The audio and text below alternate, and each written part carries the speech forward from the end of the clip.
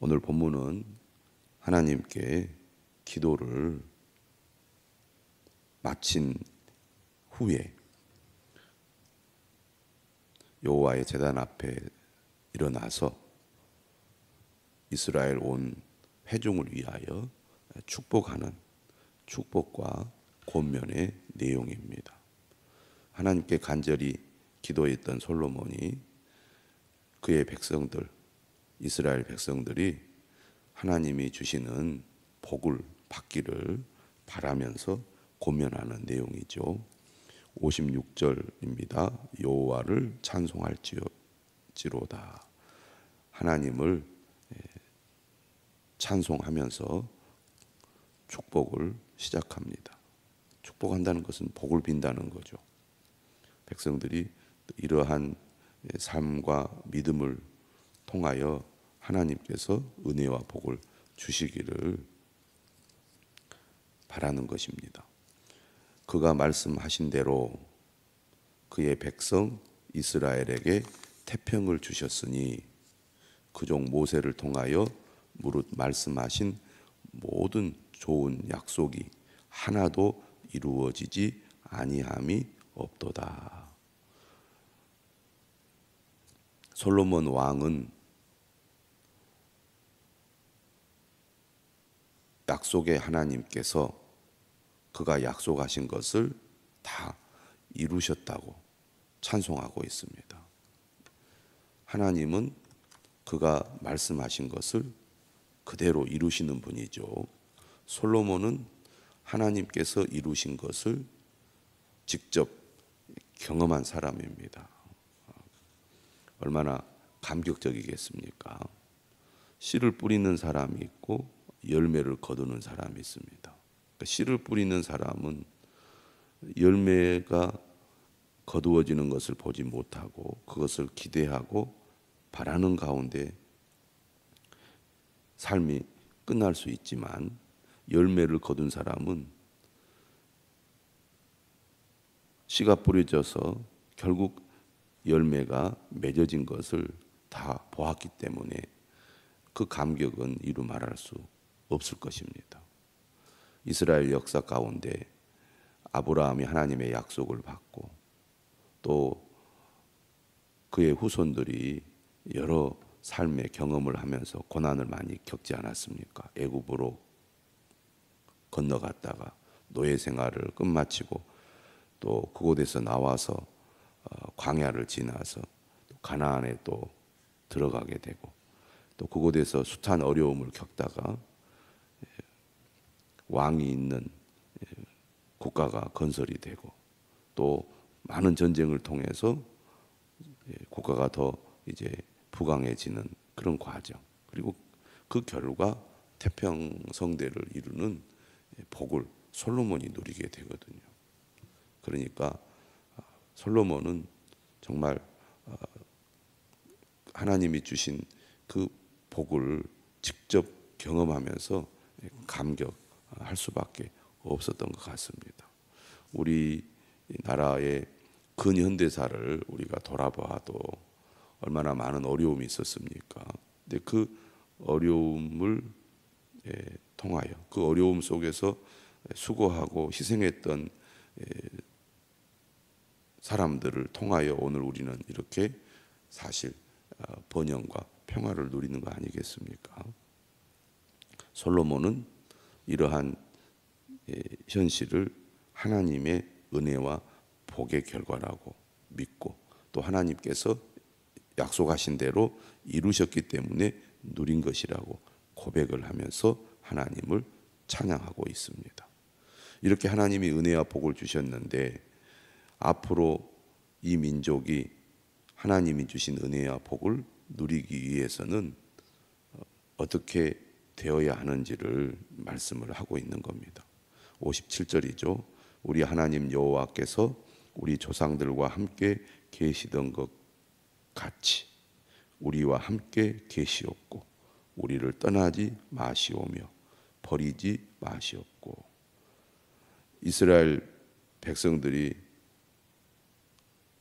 어려움 가운데서도 여기까지 올 수 있었던 것은 하나님께서 우리 조상들과 함께 계셨기 때문이다. 하나님이 함께 계시기 때문에 어려움도 이겨내고 이렇게 부강한 나라를 이루어서 번영을 누린 것이다. 그러니 앞으로 이 민족이 정말 하나님이 주시는 복을 누리려면 하나님이 결코 우리를 떠나서는 안 된다는 거죠. 우리와 함께 있어야 된다는 거죠. 그래서 간절한 마음으로 이렇게 이야기하고 있는 것입니다. 우리와 함께 계시옵고 우리를 떠나지 마시오며 버리지 마시옵고. 오늘 우리의 삶도 마찬가지죠. 하나님께서 우리와 함께 계셔야 우리의 삶이 진정으로 복이 되는 것입니다. 오늘 솔로몬이 축복한 것처럼 우리도 간절한 마음으로 또 하나님 앞에 기도하고 또 간구해야 할 것입니다. 58절입니다. 우리의 마음을 주께로 향하여 그의 모든 길로 행하게 하시오며.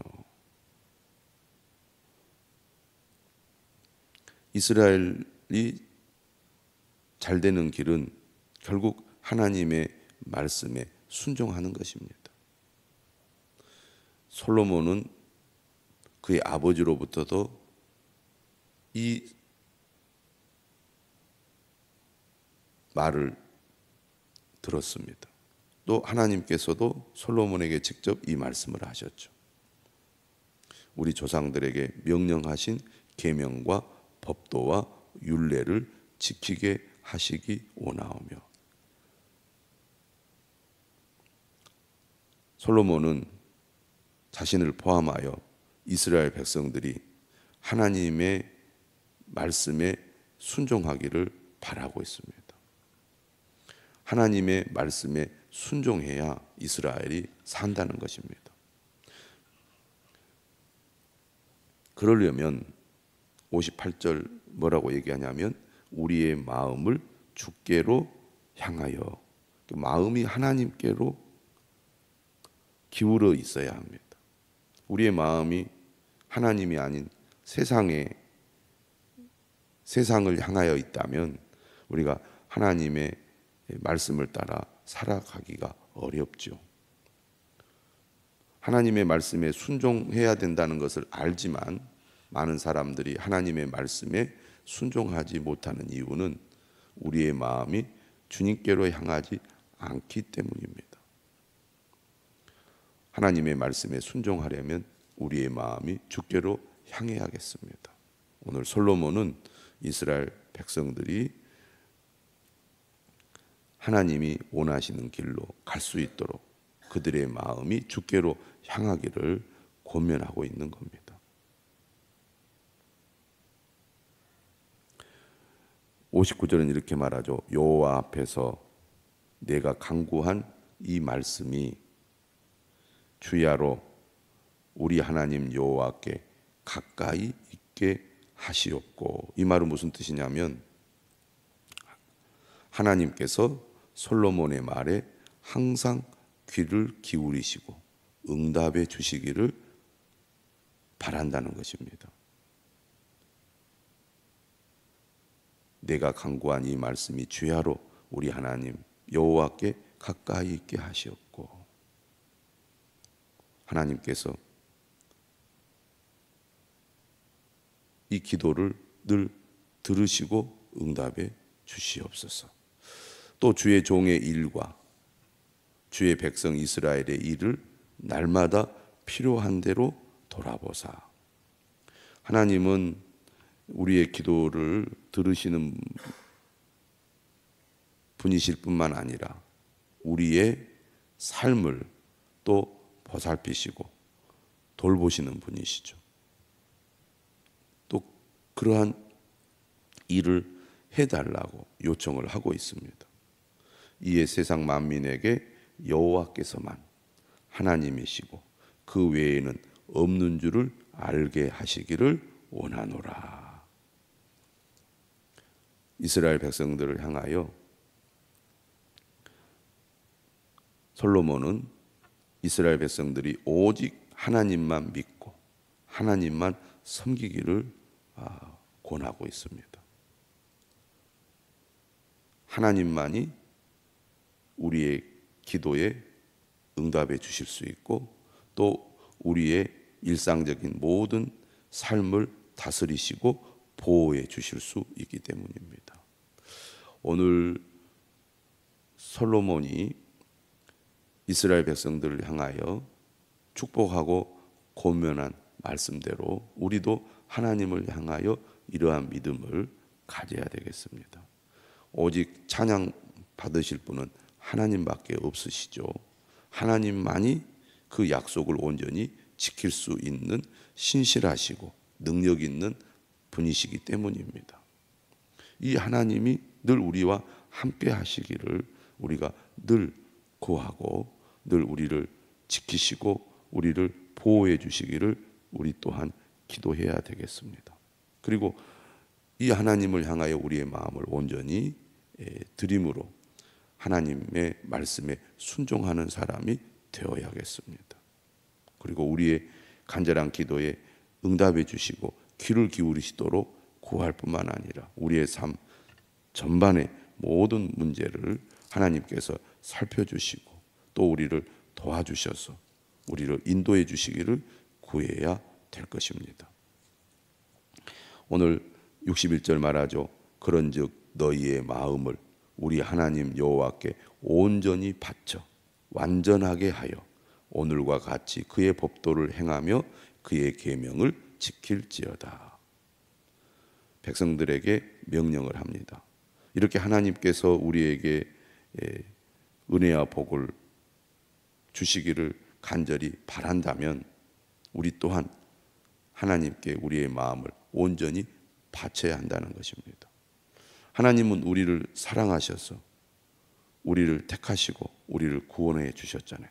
오늘 우리 그리스도인들은 예수 그리스도로 말미암아 구원을 받은 사람입니다. 하나님이 우리를 얼마나 사랑하시는지 하나밖에 없는 외아들을 우리에게 보내서 십자가에 못 박혀 죽게 하셨잖아요. 우리 또한 이러한 하나님의 은혜와 사랑에 반응하여 우리의 마음을 우리의 삶을 온전히 하나님 앞에 바쳐서 헌신해야 할 것입니다. 그 믿음으로 우리는 하나님의 법도를 행하며 계명을 지키는 것입니다. 이렇게 우리가 우리의 마음을 온전히 하나님께 바칠 때 하나님은 우리의 삶을 책임져 주시고 복되게 하신다는 거죠. 이것이 바로 믿음의 삶이라고 하겠습니다. 솔로몬의 이러한 기도와 축복은 그가 어떤 마음과 믿음을 가지고 나라를 다스리고 있는지를 잘 보여주고 있습니다. 솔로몬이 하나님의 복을 받아서 이렇게 부강한 나라를 이룰 수 있었던 것은 이런 솔로몬의 믿음이 바탕이 되었다고 볼 수 있습니다. 이 믿음이 끝까지 변치 않고 유지가 된다면 얼마나 좋겠습니까? 그런데 솔로몬 역시 그러지 못했고 그리고 결국 이러한 믿음, 이러한 삶이 유지되지 못함으로 나라는 점점 약해지고 혼란에 빠지게 되는 겁니다. 부강하고 또 잘 될 때 더 겸손한 마음으로 오늘 솔로몬이 기도하고 또 백성들을 축복한 것처럼 하나님만 바라보고 하나님의 명령에 순종했다면 하나님의 이 은혜와 복은 계속 이어졌을 것입니다. 이렇게 솔로몬이 백성들을 향하여 축복한 다음에 성전 봉헌식을 이제 거행하게 됩니다. 하나님께 그들이 지은 성전을 바치는 것이죠. 62절에 보니까 왕과 함께한 이스라엘이 다 여호와 앞에 희생 제물을 드립니다. 그 희생 제물의 내용을 보니까 63절에 여호와께 드린 소가 22,000마리, 양이 12만 마리입니다. 어마어마한 양이죠. 이렇게 양과 소를 희생 제물로 바칩니다. 근데 어떤 희생 제물이냐? 화목제의 희생 제물입니다. 하나님 앞에 짐승을 바치는 희생 제물은 여러 종류가 있죠. 우리가 가장 잘 아는 대표적인 제사는 바로 번제입니다. 제물을 완전히 불태워서 드리는 제사죠. 화목제는 한마디로 말하면 감사 제사라고 할 수 있겠습니다. 성전을 짓고 그 은혜에 감사하며 드리는 제사이기 때문에 화목제가 적절하다고 하겠습니다. 번제는 다 태워버리는 제사라고 한다면 감사제에 해당하는 화목제는 잡은 짐승의 내장과 지방은 하나님께 태워드리고 짐승의 앞다리와 가슴살은 제사장 몫으로 따로 떼어 놓은 후에 나머지는 제사를 드린 사람이 이웃과 나누어 먹는 제사가 화목제입니다. 그러니까 소를 22,000마리, 양이 12만 마리를 제물로 드렸다는 것은 이 성전 봉헌식에 참여한 사람들의 숫자가 엄청나게 많았다는 것을 말합니다. 그리고 그 참여한 사람들이 함께 이 화목제의 희생 제물을 먹고 축제를 벌였다는 얘기입니다. 그러니까 성전의 봉헌식은 하나님께 감사를 드리면서 거기에 참여한 모든 백성들이 함께 기쁨을 나누고 누리는 축제의 행사였다고 볼 수 있습니다. 64절 그날의 왕이 여호와의 성전 앞들 가운데를 거룩히 구별하고 거기서 번제와 소제와 감사 제물의 기름을 드렸으니 보통 제사를 드릴 때는 이제 화목제만 드리는 게 아닙니다. 기본적으로 번제와 소제가 따라가게 되어 있죠. 이는 여호와의 앞 놋제단이 작음으로 번제물과 소제물과 화목제의 기름을 다 용납할 수 없습니다. 그만큼 엄청난 양의 희생 제물을 하나님께 드렸다는 것이죠. 그러면 얼마 동안 제사를 드렸느냐? 65절에 보니까 7일과 7일 도합 14일간을 우리 하나님 여호와 앞에서 절기로 지켰는데 이때가 이제 신년 축제와 초막절이 있는 기간이니까 신년 축제 7일과 초막절 7일을 합하여 14일을 축제를 열어서 매우 특별하게 성전 봉헌식을 했다는 얘기입니다.